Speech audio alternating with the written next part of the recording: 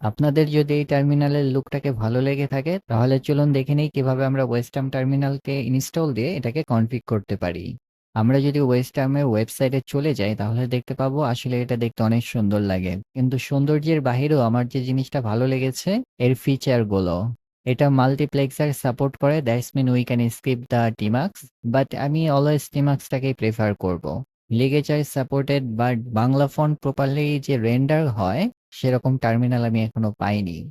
তাহলে চলুন আমরা এটাকে ইনস্টল দিয়ে নেই। ইনস্টলের জন্য আমরা এখানে ডাউনলোডে ক্লিক করতে পারি এবং এইখান থেকে আপনার ডিস্ট্রো অনুযায়ী এটাকে সিলেক্ট করবেন।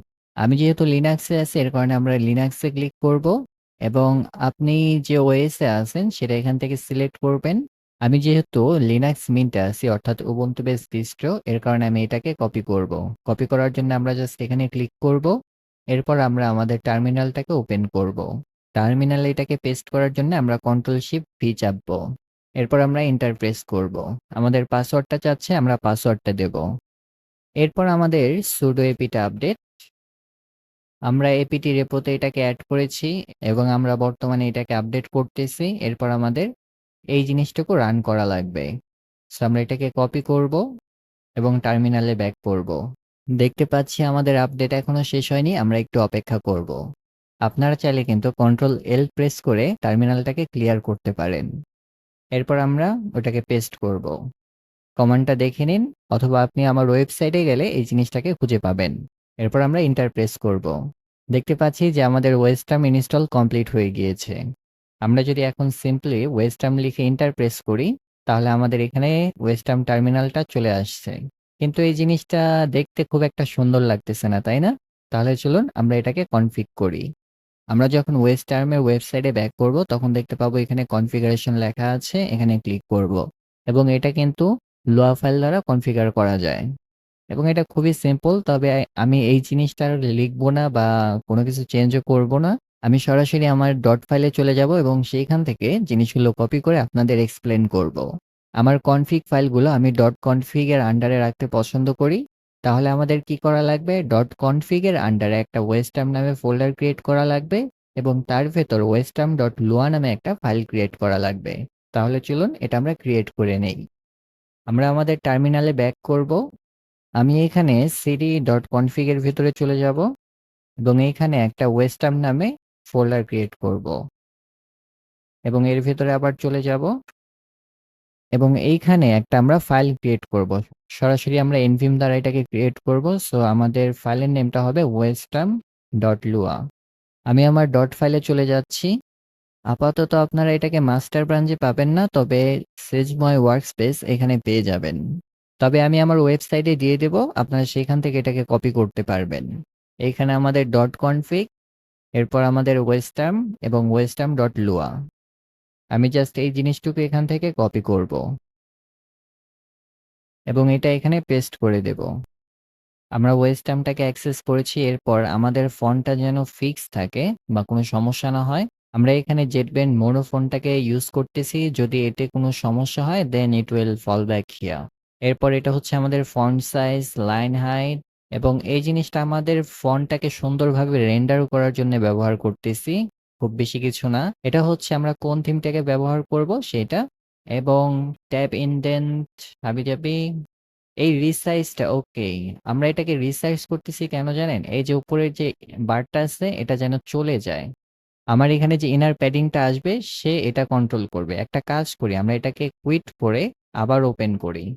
এখন দেখুন আমাদের টার্মিনালটা কিন্তু দেখতে অনেক সুন্দর লাগতেছে। আমরা যদি আমাদের কনফিগ এ ব্যাক করি, config.western, ওকে, আমাদের npm ইউজ করা লাগবে।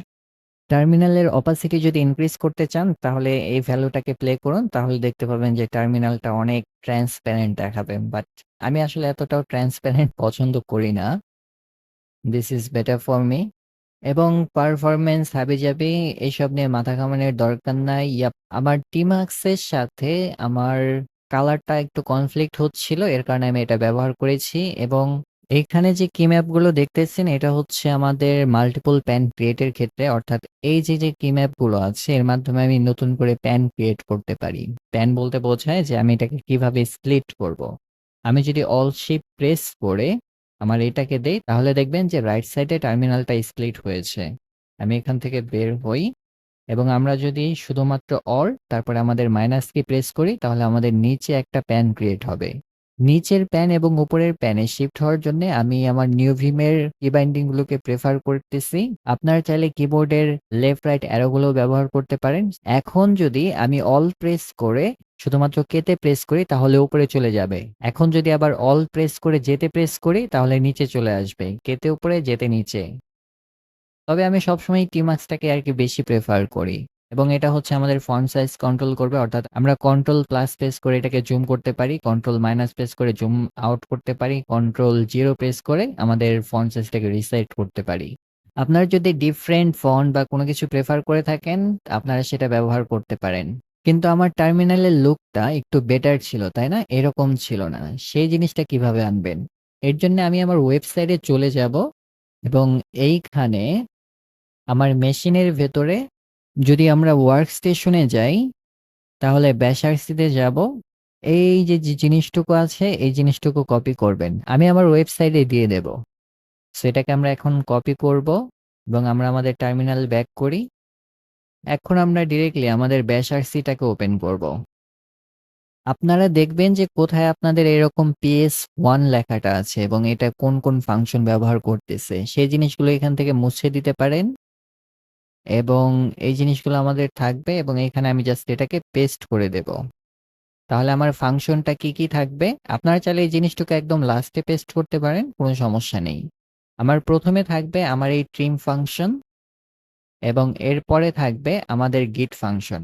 আমাদের এই ট্রিম ফাংশনের কাজ হচ্ছে সে দেখবে যে আমাদের পাথটা হোম ডিরেক্টরির বাইরে কতটুকু আছে এবং আমি এইখানে একটা জিনিস খেয়াল করুন। আমি এখানে সিলেক্ট করেছি যে সর্বোচ্চ ২ লেভেল পর্যন্ত সে শো করবে। আমরা যদি গিট ব্যবহার করে থাকি, গিটের ইনফরমেশন গুলো এখানে শো করবে এবং এরপর আমরা আমাদের প্রম্পটটাকে সেটআপ করতেছি। এটা হচ্ছে আমাদের মেইন ফাংশন। আমাদের প্রিভিয়াস যে ২ টা ফাংশন ডিফাইন করেছি, একটা পাথ এবং আরেকটা গিটের জন্যে, সেটা আমরা এখানে ব্যবহার করেছি এবং এই জিনিসটা আমাদের এই প্রম্পটে ইউজ করতেছি। এইটুকু হলেই হবে। এখন আমরা কি করব? এটাকে সেভ করে ক্লোজ করব। এর জন্যে কি WQ এন্টার। আপনারা চাইলে ন্যানো ব্যবহার করতে পারেন। তবে এই জিনিসটাকে আমাদের সোর্স করা লাগবে, তাই না? So source dot bash rc। এখন যদি আমরা আমাদের টার্মিনালটাকে দেখি, দেখতে আমারটার মতোই লাগতেছে। আরেকটা জিনিস, আমার প্রত্যেকটা ভিডিওই কিন্তু আমি আমার ওয়েবসাইটে পোস্ট করে থাকি। এর যে রিসোর্স গুলো থাকে সেখান থেকে যেন আপনারা খুব ইজিলি অ্যাক্সেস করতে পারেন। জাস্ট আমার GitHub প্রোফাইলে যাবেন এবং সেখানে দেখতে পাবেন যে আমার পোর্টফোলিও এখানে লিংক করা আছে। এখানে ক্লিক করবেন, তাহলে আমার পোর্টফোলিওটা এখানে শো করবে এবং এইখানে এই ব্লগ নামে একটা ওয়েবসাইট আছে। এখানে ক্লিক করতে পারেন। আমার চ্যানেলের পাশে এখানে ওয়েবসাইটের লিংকটা দেওয়া আছে। আপনারা চাইলে এখান থেকেও সেই রিসোর্সে যেতে পারেন এবং এরপর আপনারা এখান থেকে আপনাদের পছন্দ অনুযায়ী টপিকটা সিলেক্ট করে তার রিসোর্সগুলো এবং ভিডিওগুলো এখান থেকেই প্লে করতে পারবেন। পরবর্তী ভিডিও পর্যন্ত ভালো থাকবেন, ভালো রাখবেন।